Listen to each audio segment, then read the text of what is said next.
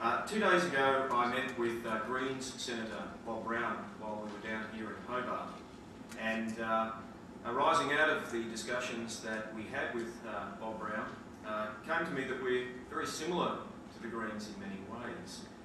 They're a relatively new political party, saying things that the establishment don't want to hear. And similarly, the Lawyers Alliance is breaking out of the traditional mould. And we're not always particularly popular for taking that stance.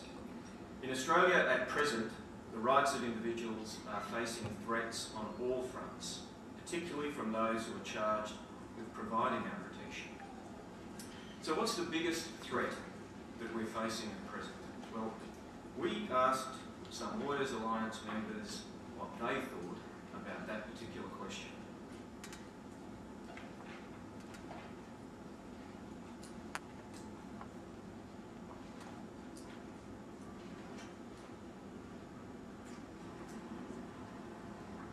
The greatest threat facing the individual in Australia right now is having a police force willing to sacrifice young Australians for political expediency.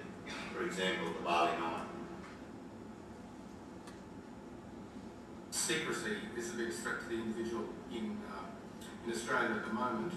And if we take the selected release by Minister of Immigration, Mr Andrews, that was released in an atmosphere of secrecy. That is that Mr Andrews had information that he couldn't share with the public, but he could share this little bit with it. And even in the courts where everything has to be absolutely open, national security provisions are being written more and more into legislation so that we have secret court hearings where people, even the lawyers acting for the defendants, are unable to have access to the information on which decisions are being made. I think probably the biggest threat is Philip Ruddock and the laws that he as the first law officer of the country, you would hope that Philip Ruddock would understand what justice is, but he does not. Philip Ruddock said publicly that he thought David Hicks would get a fair trial in Motomo Bay, and yet it was a trial which we knew involved a retrospective charge, a trial on evidence obtained by coercion, and a trial on evidence which was hearsay. Now, if he actually meant what he said, well then God help all of us, because if that's his idea of a fair trial, then the game's over. God help us all indeed. Stirring words there. The Australian Lawyers Alliance believes that as a country, more than ever, we need a Bill of Rights. And I'd like to announce the decision by our Board of Directors yesterday to commit to a 10-year goal. That is, to have a Bill of Rights in Australia, both federally and in every state and territory. A discussion paper will soon be circulated, followed by the formation of a working party, which will comprise a broad cross-section of Australians who share our vision. I'd like to take this opportunity now to make special mention of our CEO, Eva Shearling. This year, as many of you will be aware, Eva was selected as an Australian Financial Review Boss Magazine Young Executive of the Year.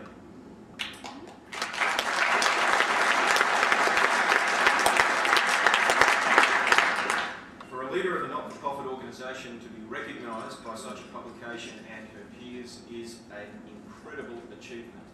Eva, on behalf of the Australian Lawyers Alliance, congratulations. We're very proud of you and everything you've achieved.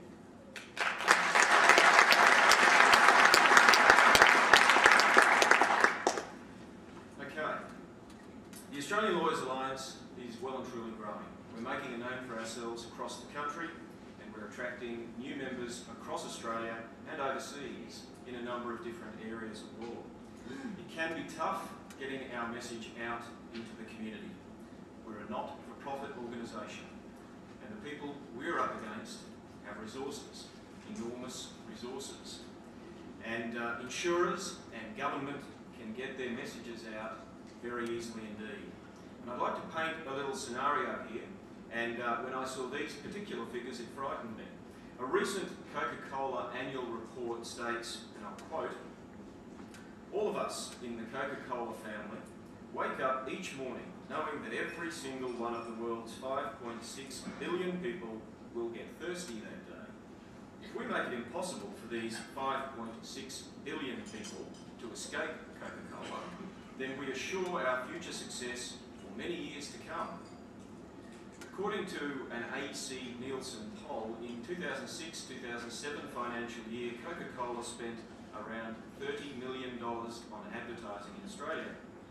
Now, it's probably timely to recall GIO Suncorp's recent $1 billion profit, and they spent $35 million in the same year on advertising, up 18% over the previous year.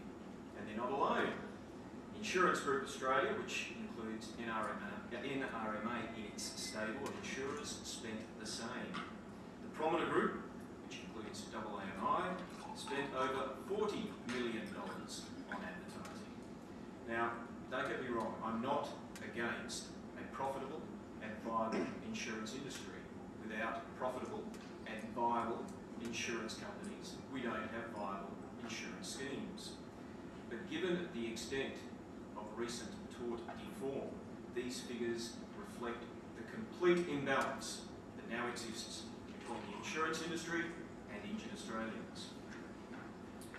But who do you think was the biggest advertising spender? Yes, you may well have guessed it, it was the federal government. They spent the astonishing sum of $175 million on advertising last financial year. $175 million on advertising, up 13% on the previous year. And that does not include online advertising or that extremely annoying junk mail that I seem to be perpetually bombarded with. Now, let's put this into some perspective. For paid advertisements in the media in the last financial year, the Australian Lawyers Alliance would have got change out of $1,000. So you can see the fight that we face. But our growing membership in criminal law is also facing organisations that have seemingly bottomless resources. The Australian Federal Police is currently spending almost $100,000 a week in rent for a building they refuse to occupy. That is $5 million a year. $5 million a year for an empty building. The AFP are also spending about $1.5 million a year on empty buildings in Papua New Guinea. So that is $6.5 million a year on buildings that the AFP simply doesn't occupy.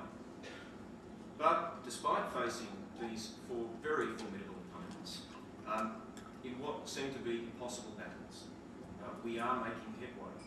And over the past few months, we have had considerable successes, and I'm proud to have been part of those successes in some small way.